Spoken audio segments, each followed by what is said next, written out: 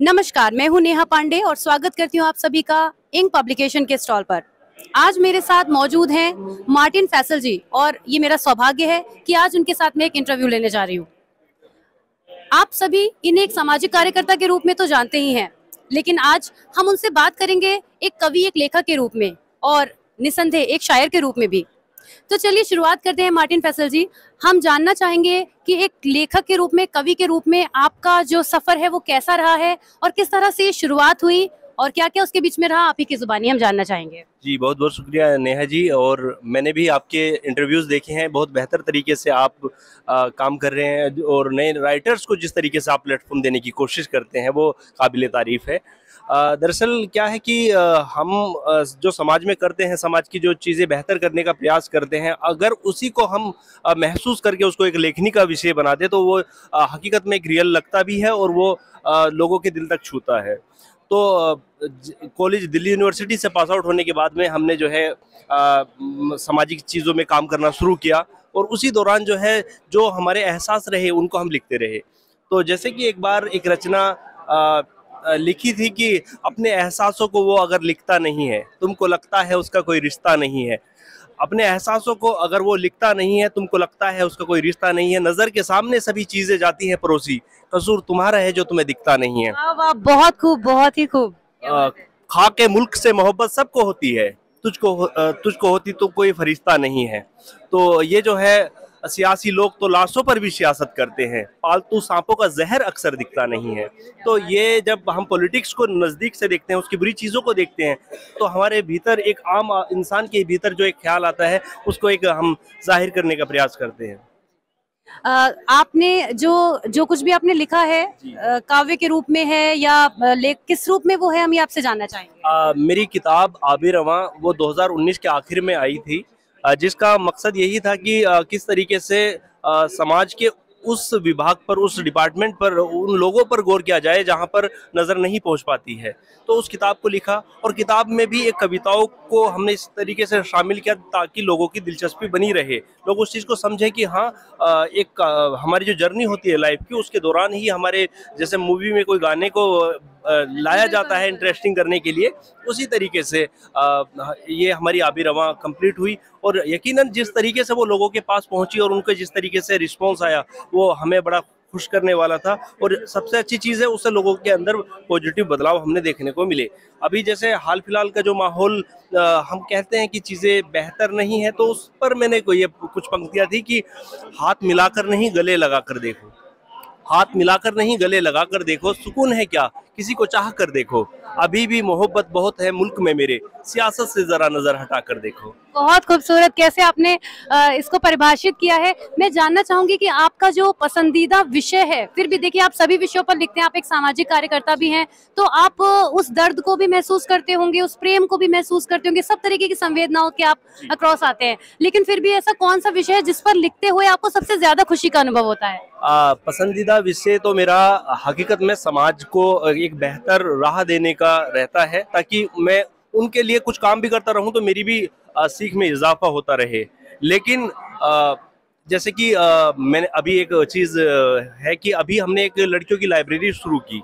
उसका मकसद यही है कि लड़कियों को वो अपॉर्चुनिटी ऐसी जगहों पर नहीं मिल पाती पिछड़े इलाकों में जो वो डिजर्व करती हैं। और हकीकत में जिस तरीके से हम देखते हैं कि किस तरीके से वो टॉप करती हैं, तो उनके लिए अगर हम एक प्लेटफॉर्म सेट करें तो उनको बड़ा फ़ायदा हो सकता है। तो हमने जो है 1 साल पहले लड़कियों की लाइब्रेरी शुरू की जो बिल्कुल निःशुल्क है, उससे उनको हेल्प हो सके। और उसके ऊपर अगर इस विषय के ऊपर मैंने लाइन लिखी थी, हंसकर अगर बातें करें हमेशा चहक देती है, दरख्त से ही जुड़कर कलियां महक देती है, मौजूदगी बिन इनके तस्वुर जहां का नहीं, जुल्म हो अगर बेटियों पर जन्नत भी दहक देती है। बहुत ही खूबसूरत और बहुत ही शानदार ये पहल आपने की है, इसके लिए भी मैं आपको बहुत बहुत शुभकामनाएं देती हूँ। मैं आपसे एक कुछ ऐसा सुनना चाहूंगी जो आपने प्रेम पर लिखा हो। जरूर, मैं जरूर सुनना चाहूंगी। प्रेम पर मैंने लिखा है कि प्रेम पर है, प्रेम निसंदेह एक ऐसी अनुभूति है जो आपको आपके उस स्थिति से लेकर किसी दूसरे जहान में जरूर लेकर चली जाती है। तो प्रेम पर सुनना हमारे दर्शकों को भी बेहद पसंद है और पढ़ने वाले भी प्रेम को जरूर ढूंढते हैं। तो आप जो पंक्तियां सुनाना चाहेंगे? मेरे उनसे लाख इख्तिलाफ सही, मेरी नीयत पर हमेशा साफ रही। ये दरअसल ये प्रेम के ऊपर नहीं है, प्रेम के ऊपर इसके बाद में मैं पढ़ूंगा। बिल्कुल बिल्कुल बिल्कुल, आपकी हमें हर लाइन बहुत खूबसूरत लग रही है और निस्संदेह इस इंटरव्यू को देखने वालों को भी बहुत मजा आ रहा होगा, तो आप जरूर कंटिन्यू रहिए। मेरे उनसे लाख इख्तिलाफ सही, मेरी नीयत पर हमेशा साफ रही। लोगों ने तरबियत के मुताबिक वफाई की, मेरे यहाँ हर साजिश की सजा माफ रही। वाह वाह वाह वाह, जरूर इन लाइनों को प्लीज रिपीट कीजिएगा एक बार। मेरे उनसे लाख इख्तिलाफ सही, मेरी नीयत पर हमेशा साफ रही। लोगों ने तरबियत के मुताबिक वफाई की, मेरे यहाँ हर साजिश की सजा माफ रही। और अक्सर क्या होता है, प्रेम के ऊपर आपने जिक्र किया, तो प्रेम में क्या होता है कि अगर हमारे बीच में डिफरेंस आ जाता है तो हम क्या होते हैं, हम एक पक्ष को गलत बताना शुरू कर देते हैं, चाहे वो लड़के को बताएं या लड़कियों को बताएं। वैसे लड़कियों को ज़्यादा टारगेट किया जाता है इस चीज़ के ऊपर। तो इस पर ये पंक्तियाँ ये प्रेम पर है, ये कि उसे इल्ज़ाम क्या दूँ बदल उसके जाने का, उसे इल्ज़ाम क्या दे बदल उसके जाने का, नहीं ये काम बाकी रहा सबके निभाने का। मायूसी कुफ्र है इश्क में यूं लाजिम करें, लहरों का तो काम है साहिल पे आने जाने का। वाह वाह वाह, बहुत खूब, बहुत सुंदर। और एक और आपने प्रेम की जब बात कही है तो प्रेम पर एक है कि अक्सर होता क्या है कि जब ये एक टफ पीरियड होता है जब लड़के लड़कियां अलग होते हैं, और उस वक्त पर जो है हम एक दूसरे को समझे बगैर एक दूसरे की खामियों पर बात करना शुरू कर देते हैं। वहाँ से इल्जाम शुरू हो जाते हैं, वो एक वक्त होता है। तो उस पर जो है ये है कि आखिरी सवाल कर वो यूं रुखसत हुए, आखिरी सवाल कर वो यूं रुखसत हुए, एक मकान की जैसे दो अलग छत हुए। दिलो बेचारों की तो कोई गलती न थी, मुजरिम तो हाथ थे वो जो दस्तखत हुए। बहुत खूब, मुजरिम जो हाथ थे वो जो दस्तखत हुए, क्या बात है। और बहुत खूबसूरत आपने समा बना दिया है अपने लफ्जों से, अपनी गजलों से। और बहुत बहुत शुभकामनाएं मैं आपको देती हूँ आपके आगे आने वाले संग्रहों के लिए, जो भी आपका प्रकाशन होने वाला है।